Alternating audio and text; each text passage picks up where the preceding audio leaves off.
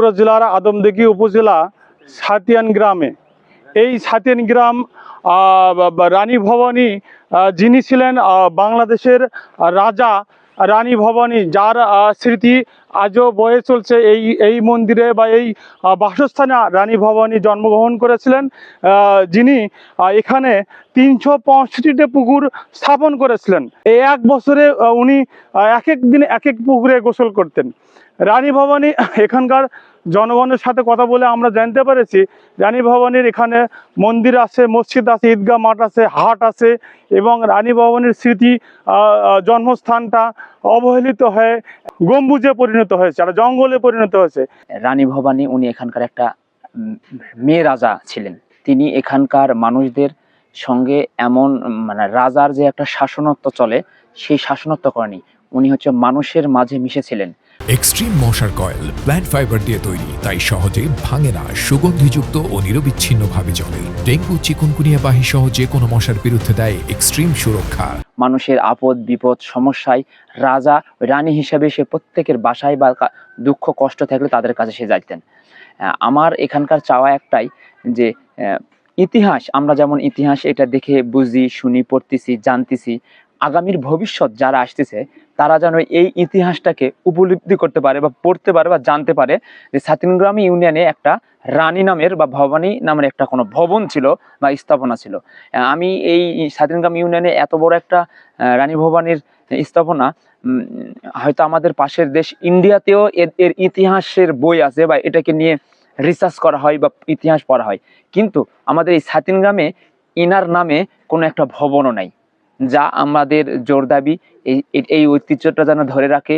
এই আগামী দিনের সরকার বা সরকারের এই কাছে আমাদের চাওয়া যেন এই ইতিহাস বা নামটা যেন সারা জীবন এখানে থাকে, তার জন্য একটা ব্যবস্থা নেই। এখানকার ইউপি চেয়ারম্যান, এখানকার রাজনীতিবিদ, তারা এই স্মৃতিচিহ্নটুকু সরকারের কাছে দাবি রাখছে।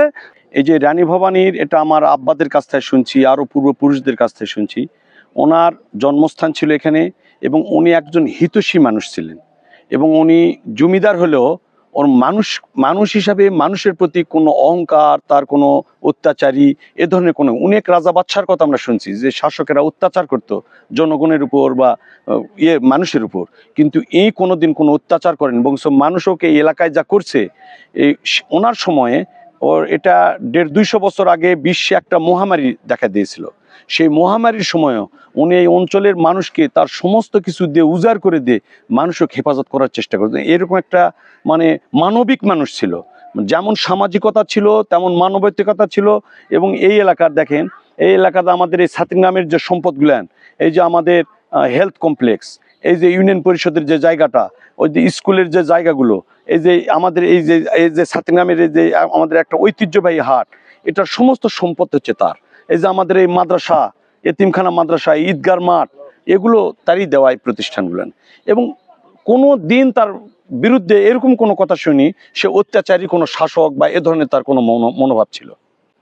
তা আমরা চাই যে সারা বিশ্বের এই রানী ভবানীকে কেন্দ্র করে ইন্ডিয়াতে নাকি বই পুস্তকে পড়াশোনা হয় এই রানী ভবানীর বা পাগলা রাজা, তার স্বামী স্ত্রীর এদের সংসার, এদের বৈবাহিক জীবন বা এদের ইতিহাস হয়। অথচ আমাদের এরকম একটা প্রসিদ্ধ নাম করা লোক, অথচ তাকলে আমাদের দেশের সরকার কিংবা রাজনৈতিক নেতারা কিংবা এ ধরনের কোনো চিন্তা ভাবনা করেনি।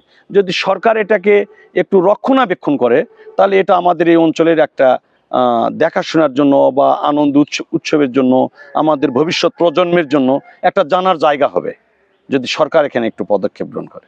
দুই বাংলার ইতিহাসের স্মরণীয় একটি নাম রানী ভবানী, যিনি 1716 সালে আদমদীঘির ছাতিয়ান গ্রামে জন্মগ্রহণ করেছিলেন। এই এলাকার মানুষের উন্নয়নের জন্য এই রানী ভবানীকে জনগণ মহারানী হিসেবে আখ্যায়িত করেছেন। তিনি 365টি পুকুর স্থাপন করেছিলেন। এক এক দিন এক এক পুকুরে তিনি গোসল করেছেন। তার স্মৃতি বিজড়িত বাড়িটি আজ ধ্বংসের পথে, ঝোপ জঙ্গলে পরিণত হয়েছে। এলাকাবাসী এই মহিষী রানীর জন্মস্থান বা বাড়িটি সংস্কারের জন্য দাবি জানিয়েছেন।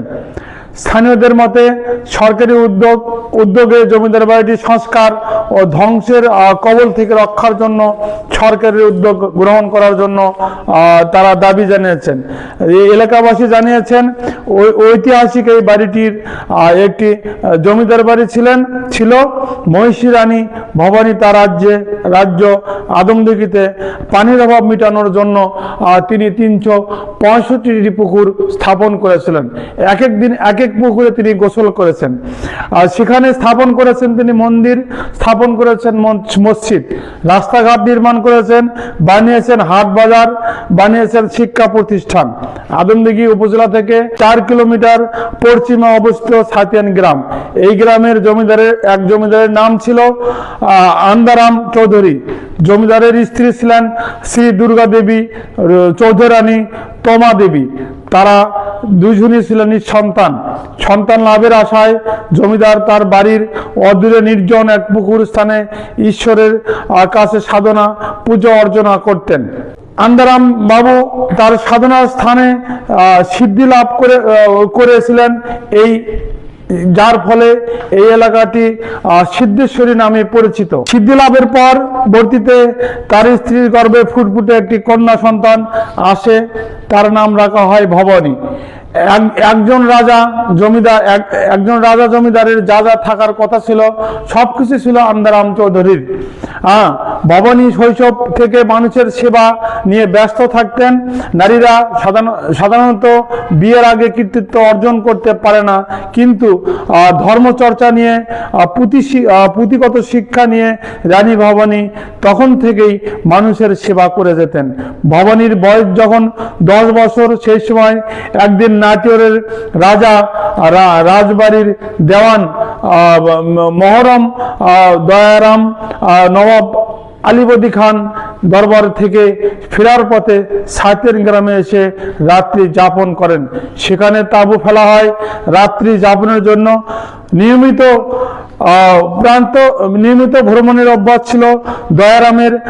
ভোরে তিনি শয্যা ত্যাগ করে তাঁবু থেকে বের হয়ে দেখলেন ফুটফুটে একটি মেয়ে নাল শাড়ি পরে পূজার জন্য ফুল তুলতেছেন। রাজা খোঁজ নিয়ে জানতে পারলেন মেয়েটি আন্দারাম বাবুর একমাত্র কন্যা, যার নাম ভবানী। দেওয়ান নাটোরের রাজকুমার রাজকান্তের সাথে ভবানীর বিয়ের প্রস্তাব দিলেন আন্দারাম চৌধুরী। তিনি ভবানীর মতামত জানতে গেলে তখন রানী ভবানী তাকে 3টি শর্তে বিয়েতে রাজি হলেন। ভবানীর প্রথম শর্ত ছিল, সেইটি হলো 1 বছর তিনি পিতার বাড়িতে থাকবেন। 1 বছরে প্রতিটি পুকুর, যেমন ছাতিয়ান গ্রামে 365টি পুকুর স্থাপন করতে হবে। দ্বিতীয় শর্ত ছিল ছাতিয়ান গ্রাম থেকে নাটোর পর্যন্ত নতুন রাস্তা নির্মাণ করতে হবে। পুরো রাস্তায় নাল সালুদের ছাউনি দিতে হবে, যার ভেতর দিয়ে ভবানী শ্বশুর বাড়িতে যাবেন। তৃতীয় শর্ত ছিল এলাকার গরিব দুঃখী মানুষের জন্য জমি দান করতে হবে, যে জমিতে তারা আবাদ করে ফসল ফলাবে এবং তারা প্রতিষ্ঠিত হবে। সেই সময় এলাকার প্রচুর পানির অভাব ছিল, যার জন্য সে পানির অভাব মেটাতে 365টি পুকুর খননের তিনি নির্দেশ দিয়েছিলেন। এই পুকুর খনন করার ফলে এলাকার মানুষ পানির অভাব থেকে অনেকটা মোচন হয়েছিল। সেই কারণে এই আদমদিঘি এলাকায় 365টি পুকুরই এখন পর্যন্ত তার স্মৃতি চিহ্ন রয়ে গেছে। আর ভবানীর পিতা নাটোরের জমিদার রাধাকান্তের চেয়ে একটু ছোট জমিদার ছিলেন, যার ফলে এই 365টি পুকুর স্থাপন করতে বা খনন করতে অনেক কষ্ট হয়েছিল। আদমদিঘির ছাতিয়ান গ্রাম থেকে কিছু উত্তরে জমিদার বাড়িটি ছিল, সেখানে রাজপ্রসাদ রাধাকান্ত 3টি শর্ত পূরণ করার রাজি হওয়ার পরে তার সাথে বিবাহ বন্ধনে আবদ্ধ করলেন। আব্দুর রহমান টুলু, বাংলাদেশ প্রতিদিন, ছাতিয়ান গ্রাম, আদমদিঘি, বগুড়া।